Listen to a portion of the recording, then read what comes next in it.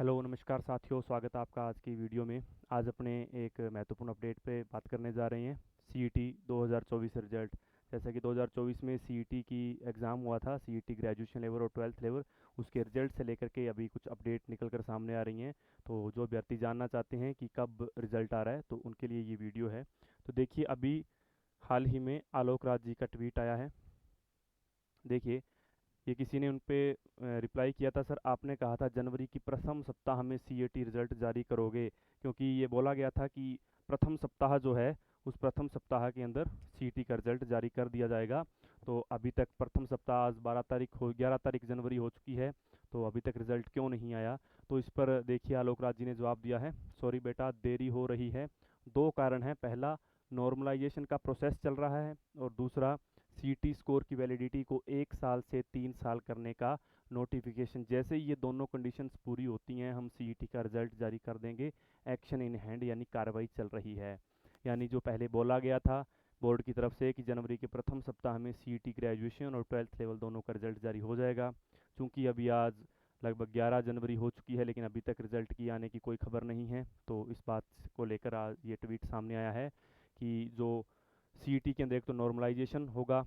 ये तो अटकलें लगाई जा रही थी कि अलग अलग पारियों के लिए अलग अलग लेवल था, तो नॉर्मलाइजेशन होगा, बिल्कुल स्वाभाविक सी बात है। तो नॉर्मलाइजेशन का कारण रहा है, और एक अभी जो राज्य निरस्त किए गए थे, उसी मीटिंग के दौरान ये सीईटी वाला डिसीजन भी लिया गया था कि पहले 1 साल वैधता हुआ करती थी, अब ये बढ़ाकर 3 साल कर दिया गया है। तो ये दो कारणों के कारण जो सीईटी का रिजल्ट है वो देरी हो रही है, और इसी माह में लगभग रिजल्ट जारी होने की संभावनाएं हैं। जैसे ही ये दोनों कार्य पूरे हो जाते हैं, यानी ये लिखा है इन्होंने, यानी कार्यवाही चल रही है, एक्शन इन हैंड यानी कार्रवाई चल रही है। जैसे ही ये काम नॉर्मलाइजेशन और 3 साल की वैधता अवधि के जो भी कार्य जो क्रियाकलाप हैं वो समाप्त हो जाते हैं, तो वैसे ही रिजल्ट जारी हो जाएगा। यानी उम्मीद है जनवरी के अंतिम सप्ताह तक रिजल्ट आने की पूरी संभावना है। पहला सीटी रिजल्ट। उसके बाद देखिए, बात कर लेते हैं पशु परीक्षा रिजल्ट। पशु परीक्षा 2024 जो परीक्षा हुई थी, उसके रिजल्ट को लेकर भी काफ़ी अभ्यर्थी इंतजार कर रही हैं, तो उनके लिए भी बताना चाहते हैं। उनके लिए भी एक ट्वीट आया है आलोक राज जी का। देखिए, ये किसी ने उनसे पूछा था, रिप्लाई किया था, सर जब पशु परिचारक भर्ती की आंसर की में 1 महीने से ज़्यादा ले रहे हो, तो फिर हम आपसे भर्ती जल्दी पूरी करने की उम्मीद कैसे करें, आप ही बताएं, आप इतना धैर्य कैसे रखें। आलोक राज जी से ये प्रश्न पूछा गया है।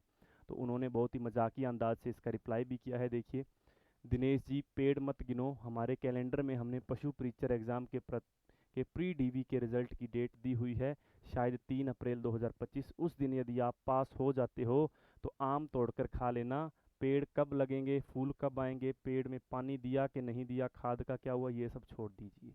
यानी इस लाइन का सीधा सा मतलब क्या है, इन्होंने बताया है कि जो सीईटी का जो कैलेंडर आया था यानी नोटिफिकेशन आया था, उस कैलेंडर के अंदर इन्होंने साफ तौर पे कहा है, परीक्षा से पहले ही इन्होंने सारी दिनांक बता दी थी कि जो 3 अप्रैल, जो अप्रैल है, 3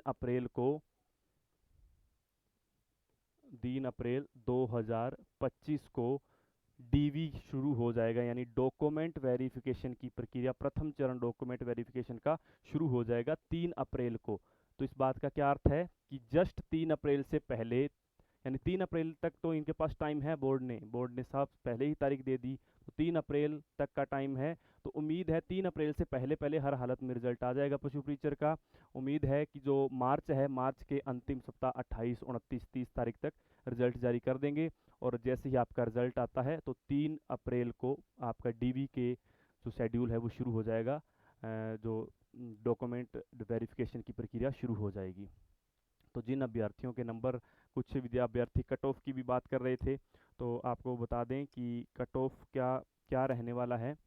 देखिए, कट ऑफ का वैसे तो अपने सही अनुमान तो नहीं कह सकते, लेकिन जो अभ्यर्थी 110 से ज़्यादा प्रश्न सही करके बैठे हैं, उन अभ्यर्थियों को कहना चाहेंगे कि वो अपने डॉक्यूमेंट वेरिफिकेशन के लिए आप अपने डॉक्यूमेंट जुटाना शुरू कर दीजिए। क्योंकि हो सकता है 110 से काफ़ी ज़्यादा मेरिट चली जाए, हो सकता है यहीं तक रह जाए, तो दोनों उम्मीद हैं। यदि आपका सिलेक्शन हो जाता है तो ऐसी परिस्थिति में आपको डीवी के लिए बहुत ही कम समय मिलेगा, क्योंकि 3 अप्रैल को इन्होंने कहा है डॉक्यूमेंट वेरिफिकेशन का प्रथम चरण, और लगभग 27, 28, 29 यानी मार्च के अंतिम में ये सब रिजल्ट जारी करेंगे, और 5-4 दिन के टाइम देंगे आपको, और डीवी शुरू हो जाएंगे। तो हड़बड़ाहट में आपके डॉक्यूमेंट वेरिफिकेशन अगर सिलेक्शन हो जाता है तो डॉक्यूमेंट आप पहले से रेडी रखें। सामान्यतः डॉक्यूमेंट बता देते हैं जो डीवी के लिए पशु परिचर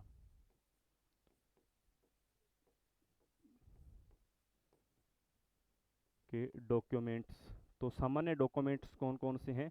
तो देखिए, सामान्य डॉक्यूमेंट्स, एक तो आप 10वीं की मार्कशीट, 12वीं की मार्कशीट, आपकी ग्रेजुएशन, आपने बीए बीएससी जो भी किया है, यानी कि आपकी ग्रेजुएशन की मार्कशीट आप ले जाइए। अगर आपने मास्टर्स किया है तो मास्टर्स, एमए एमएससी जो भी किया है उसकी मार्कशीट। ये तो साधारण डॉक्यूमेंट हैं जो सभी डीवी में जो आप ले जाते हो। इसके अलावा जो महत्वपूर्ण चीज़ है वो है आपका जाति प्रमाण पत्र। आपने जिस भी कैटेगरी से फॉर्म भरा है, आप एससी से हो और आप ओबीसी से हो, अल्पसंख्यक जो भी हो, आपका जाति प्रमाण पत्र बनना हुआ जो होना बहुत ज़रूरी है।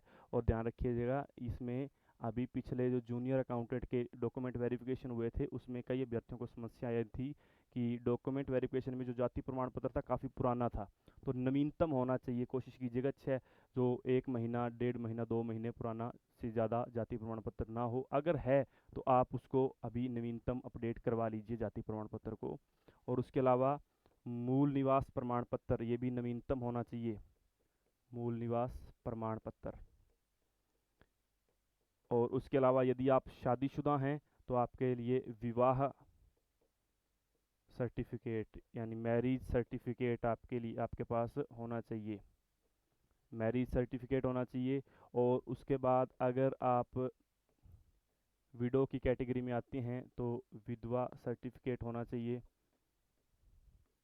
और यदि शपथ पत्र, ध्यान रखिएगा यहाँ पर आपसे, वैसे तो जब डॉक्यूमेंट वेरिफिकेशन होगा तो सूची जारी कर दी जाएगी, लेकिन जूनियर अकाउंटेंट का जो वेरिफिकेशन हुए थे उसके अंदर शपथ पत्र मांगे गए थे।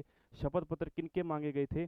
एक तो देखिएगा, जो विवाह जिनका हो चुका है उनका विवाह प्रमाण पत्र यानी कि मैरिज सर्टिफिकेट, और उसके साथ साथ उनसे शपथ पत्र मांगे गए थे 2 संतान से अधिक संतान न करने के शपथ पत्र। खैर ये तो एन टाइम पर हो सकता है, लेकिन जो शादीशुदा हैं उनके लिए भी ये शपथ पत्र लागू होंगे, 2 संतान से ज़्यादा संतान नहीं है। और जो अविवाहित हैं उनके लिए भी ये शपथ पत्र लागू होगा कि वो भविष्य में जब विवाह के बाद 2 से अधिक संतान नहीं करेंगे।